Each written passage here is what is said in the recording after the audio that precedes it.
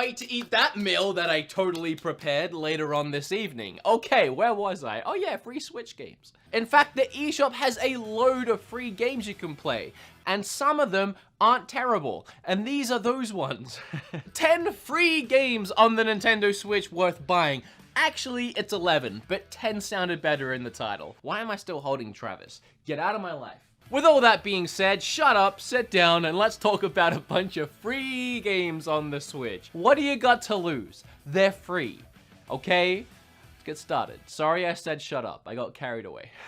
The first free game on the list today is Fortnite, and the next free game is Pokemon Quest. Can I breeze past it that quickly? I'll just say one thing about it. I'm not gonna talk about the game itself. Y'all know what Fortnite is, but it is a perfect example of something I wanted to bring up. Most of the games on this list today do not require you to spend any money in them to have fun. If you're looking to play one of these free games, your credit card will not need to go anywhere near the Switch at any point in time. It can. It definitely can. I mean, that's how these games survive. It's by other people pumping money into it, but that's not your problem. What other people do with their money is their problem. If they want to spend money on Fortnite, they can. If they want to spend money sending me fan mail, they can also do that. If they want to spend money on my Patreon, www.patreon.com/beatemups, they can do that too.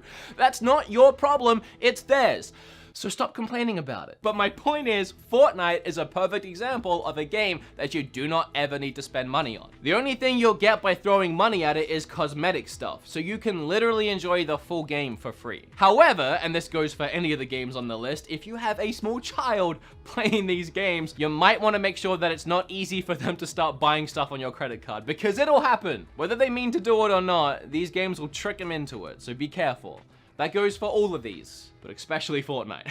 You can get dogs in backpacks. I mean, at some point, you just gotta buy stuff.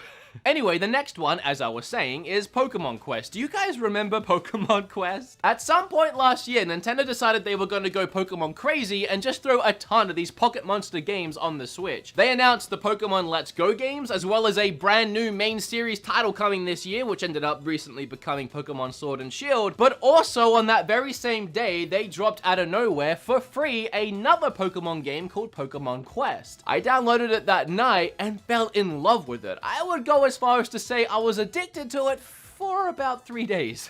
And I mean, I loved it. It was like 3 straight days if I just couldn't put that thing down. There was just so much that just kept me playing. I really enjoyed the strange combat, the weird level designs, and the randomness of maybe getting a shiny Pokemon stroll up to your camp. There's something about this game that's like a weird phenomenon. Is that how you pronounce that? Phenomenon. And I've played games like this before that have the same phenomenon. No, I can't do it a second time. If it was even right the first time. It's a mysterious thing about the game that when you're playing it, you just keep wanting to play it, like another level and another level. You just get addicted and it's just fun to keep playing. But as soon as you stop playing and you take a breather from the game, maybe even for a day or two, there's almost nothing driving you back to the game. You have so many other things that are probably better than that you want to play instead. For free, it's absolutely worth it. All I can say is if you're enjoying it, keep playing it and don't stop, because as soon as you do, you might not play it again.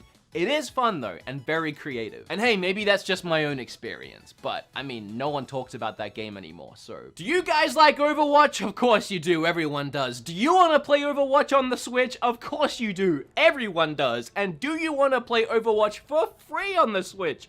Of course you do, everyone does. But you can't. What you can do is play Paladins for free on the Switch, which is pretty much Overwatch. Just not as good, but still good.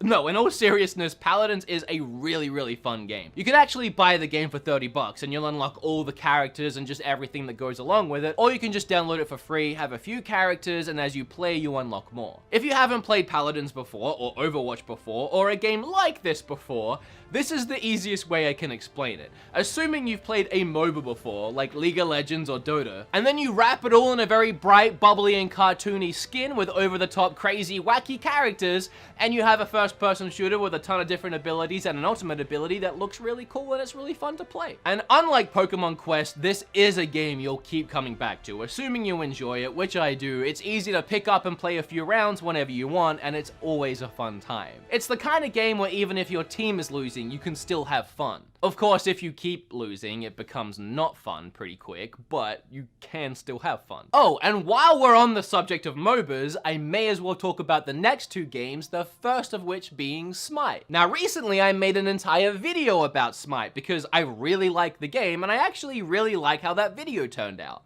I talked about my favorite things about the game, some of my favorite characters, and even broke down how to play the game. And I did that because the game is so convoluted with so many moving gears and parts, it takes a while to get your head around it and even learn some of the basics. So if this game does interest you, I would recommend going and checking out my video, which I'll leave in the description down below. But essentially, it's a MOBA, again like League of Legends and Dota, but played in third person. It's a really interesting concept, and again, I like it a lot. Obviously, it's free, or else it wouldn't be on this list, but you can also buy it, and it's the same deal as Paladins, where one way you have all the characters unlocked, and the other way you have to earn them. And we've gone from Pokemon Quest, a game that's a little addicting, but you might forget it, to Paladins, a game that's, somewhere in the middle, you'll pick it up every now and then, to Smite, a game where you can easily spend hours and hours and hours just in one session, because each game can last about an hour, and you won't ever stop at just one game, and then you'll come back the next night, and the next night. If you think you can handle it, there's a ton of fun to be had in Smite for free. And the next free MOBA is Arena of Valor. Now, I haven't actually played this one. It looks like a more traditional MOBA, again, like the two that I keep mentioning, Dota and League of Legends, where it's more akin to a top-down strategy style game. And if you're into the more classic style MOBAs, Arena of Valor might be better for you than Smite. But what would I know because I haven't played it? I've just heard a lot of really great things, and it's free. So here it is. A new MOBA is a huge investment. It takes hours and hours and hours to learn the game and get good at it. So as much as I like the genre, I'm not ready to jump into Arena of Valor just yet. I don't have a week's worth of time just to practice. Now, I don't think I'm out of line to say if you have a Switch, you should have all three of these games. Mario Odyssey, Legend of Zelda Breath of the Wild, and Super Smash Bros. And I'll excuse you if you only have two of those three, and if you only have one of those three, I'll still acknowledge your existence if we're walking past each other on the street, but I will be subtly judging you in my mind and wondering what the heck is wrong with you. However, it's probably safe to say you most likely have Smash Bros. In your house, if you have a Switch. But if you're in the very unfortunate circumstance of not having that game and wanting that game, but you do have a Switch, well, you can play a light version of this game for free, and that game's called Brawlhalla. And if you haven't seen this game before, I really don't have to describe it all that much because it's literally Smash Brothers. It's a Smash Brothers clone. Maybe hardcore Brawlhalla fans will fight me on that and point out all the subtle differences, but I played it. It's Smash Brothers. It wants to be Smash Brothers. It has its own personality for sure. It's a not as good Smash Brothers game, but it's free and it is good. I don't want to take that away from it. If Smash Brothers was never a thing and just Brawlhalla was, it would be a hit for sure. It's just Smash Brothers is a thing.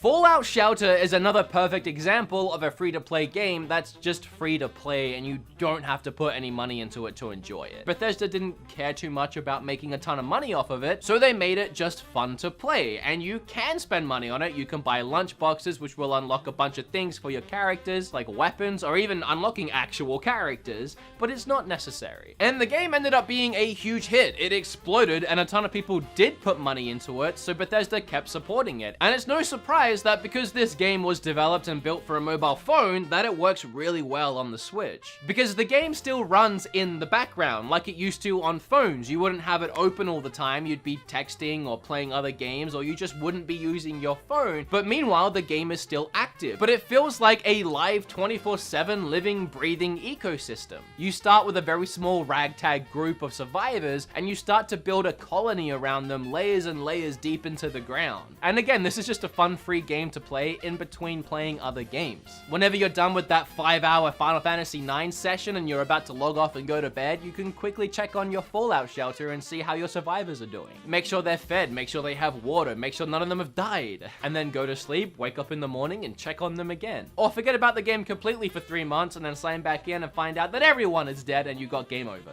I don't know if it works that way. We could find out.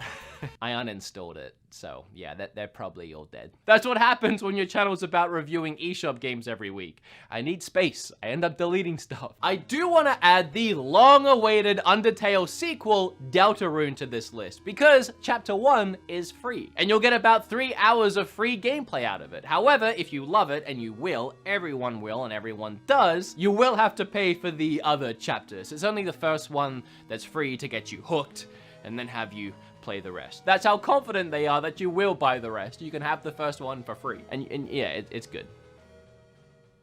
Obviously. The next free game blows my freaking mind, and that's Warframe. I made an entire video about this game. You can watch it down below if you want to find out all the reasons why it's so insane. But to summarize it, I still don't know how this game is on the Switch. It is such a huge, expansive, gorgeous looking game. It's one of those games that when you see it running on the Switch, it feels like a dream. Warframe is actually a teeny tiny little bit like Anthem, in the sense of you have like these Iron Man suits that have these crazy special abilities, and you kill a bunch of enemies. It's pretty much where the similarities finish, I guess. However, Warframe does have some really expansive open world areas where you can fly around.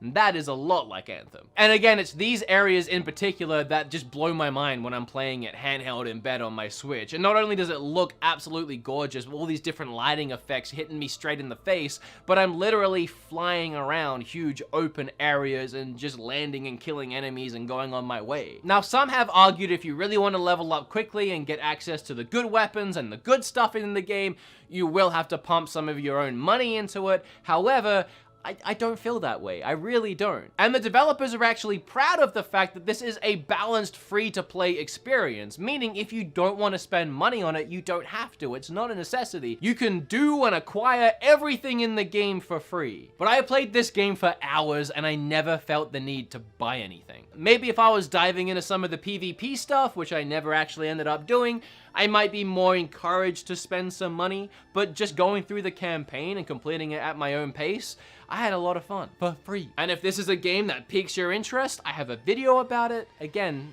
down below. The last two free games are actually like way more than 2 games technically, but you also kind of have to pay for it, but they are free. What do I mean by that? Well, to access any of the games I'm about to talk about, you do have to buy the Nintendo Online service, which is $20 a year, so really not that bad at all. Or if you do it monthly, I think it's like $3 or $4 a month. A really, really cheap online service, and if you think about it, you kind of need it anyway to play online. Like if you want to play Smash online, or Splatoon online, or Mario Kart, or really just anything. So once you have it, here are the free games you can play. The first one being the multiple of ones, which is the Nintendo Online service itself, will give you access to a load of classic NES games. And I'm sure, as we're all aware by now, because I'm really late to the news, Nintendo also just announced that Super Nintendo games, Game Boy Advance games, and GameCube games are coming to this service later this month. Nope, I'm lying. Sorry to get your hopes up. Remember to smash that like button. I really do want that to happen, but yeah, I was lying, sorry. We do have NES games though. There are some good ones on there. There are some bad ones on there, but they're all free. And you might have guessed it, but my favorite free game on Switch, Tetris 99. I love this game, man. It's just Tetris. Like, Tetris has always been fun, but with the added excitement of playing against 98 other players at the same time, competing to be #1 in what is by far the best battle royale game anyone has ever made, it just makes this game priceless, and it's free. What a combo.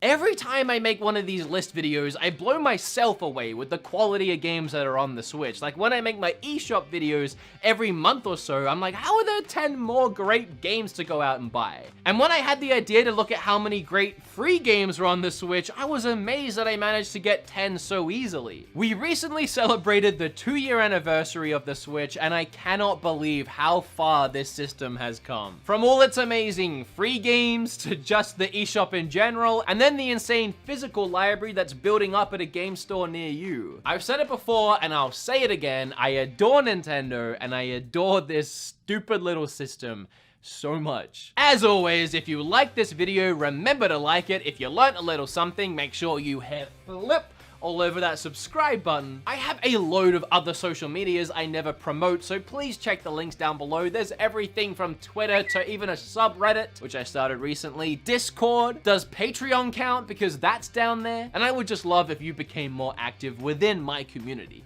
It would mean the world to me. Oh.